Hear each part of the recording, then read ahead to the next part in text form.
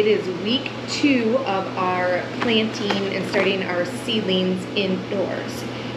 Last week I did a bunch of my flowers. I wanted to start those really early this year just to get them to actually bloom earlier for the bees and for my companion planting. Right, so this week it is about, I'm trying to think, it's probably 10 weeks before our last frost, maybe not quite that long. So typically between the 8 to 10 week mark, you want to start peppers, onions, some of the herbs. You can actually start onions and your brassicas, cauliflower, broccoli. You can start those 2 weeks ago. Now, I didn't do that because I wanted to start my flowers, and so I'm just going to wait, and I'm starting them this weekend. All right, so this year I am going to start a lot of my herbs in my Aerogarden. You can see here I have one of these Aerogarden things that go into the window. I did not do that last year. I started all of my herbs in my seedling trays, and they just did not do well. So my thought this year was maybe to start them here, kind of a little bit, treat it a little bit better, more sunlight, water, and then I can take them from here and transplant them into a bigger pot, and then at that point in time I can start more herbs in the Aerogarden. So today I'm going to start a few in here, and then I'm also going to start some peppers in my trays. On top of that, some of our flower seedlings from last week are already almost ready to be put into bigger pots. So that will help to free up some of my trays in order to plant more, for one, and for two, that will get those flowers ready to get a better root base and to be able to grow a little bit more inside of these, instead of these small trays. So week 2 we have a lot going on, and I'm excited. I'm not sure if I mentioned this last week, and if I didn't, I wanted to make sure I mentioned it this week.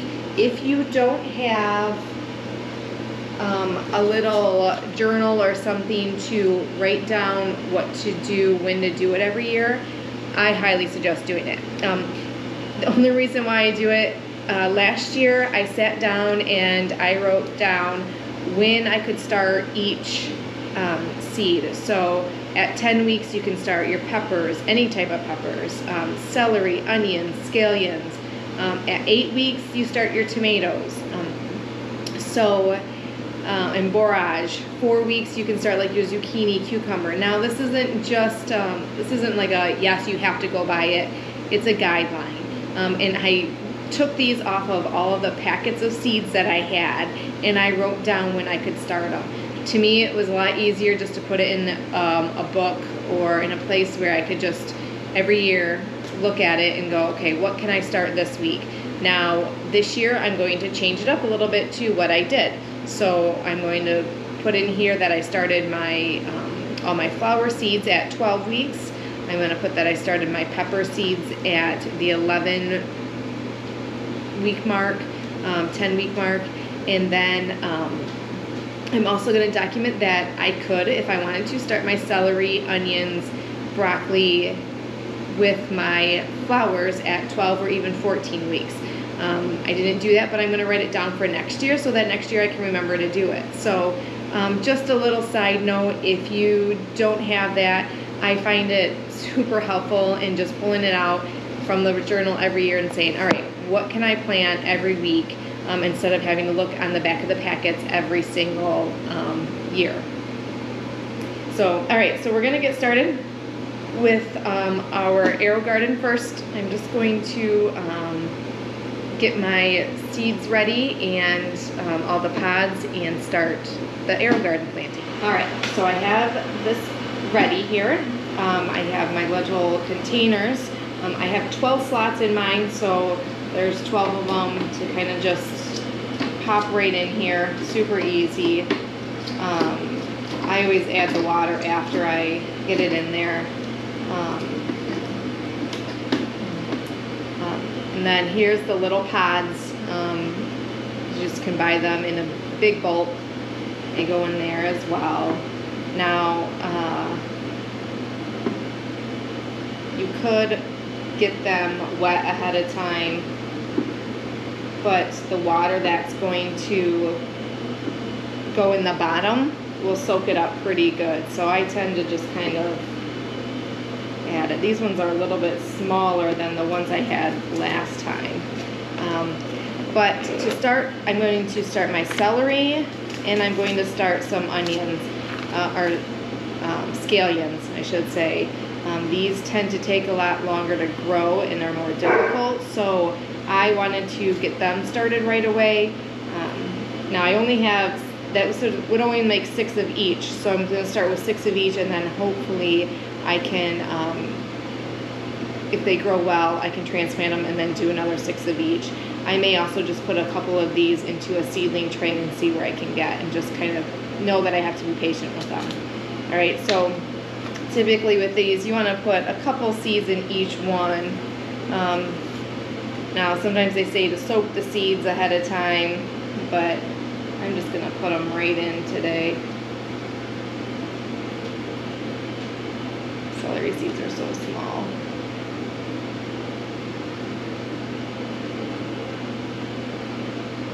But let me show you. They have a tiny hole kind of in the pod there, so you want to try and get your seed into that hole. That way it's surrounded by the dirt. Make sure I got them in there. There we go. That's good. Alright, so now these ones here will be my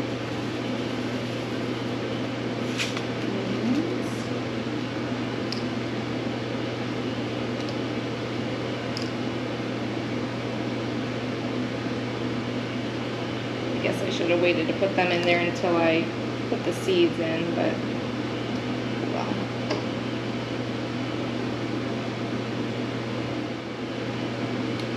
If you don't have one of these Aerogardens, I highly recommend them.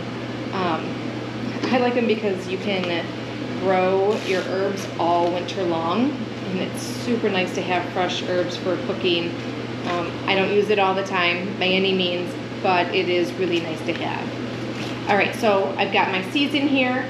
This little spout here is where you put the water. I'm gonna put water in there. And then also there's food that is supposed to be really good. So it's nice because it says it right on here. I'm going to put 2 of each of these A and B solution in here, and then we're going to fill the water up to the 6-liter mark. All right, so let's do that, and then we will get our other seedlings going. Okay, we've got our water and our plant food in the Aerogarden. The last thing I am going to do is cover it with saran wrap. That just, again, allows the moisture to stay in while the seedlings are starting to pop. It's kind of the same thing that I do when I start my other seedlings.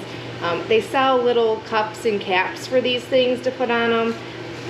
Instead of spending money on that, I just use saran wrap. Again, it just keeps the moisture in just fine for me. And then once they start popping up, I can just easily take the saran wrap off. So I just need to get one more piece here.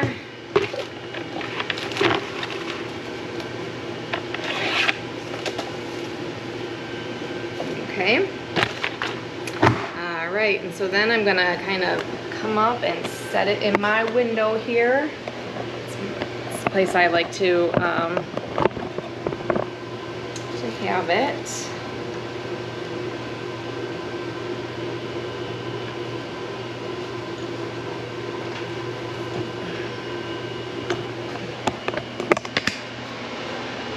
All right, so we kind of have it set up here. I'm gonna plug it in. over to the side, and then on the top we just turn it on. There's different settings here. Let's see it. Make sure I'm plugging it in correctly.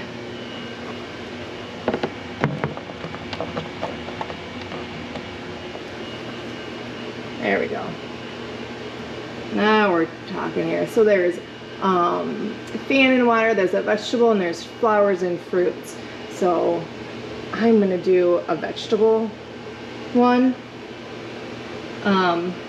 That way it's herbs, so, and celery, so it's mainly vegetables, so that way it knows there's like different lights that it'll stay on in order to accommodate the vegetables what they need. So whatever that means, it's hit on the vegetables, the light will cycle on and off as needed. The water's already in there. So I just watch the level of the water every day, make sure that's not getting too low, and that those pods will always have water and to soak up. All right, so now that we got that going, we're gonna head on over and start our trays of seeds.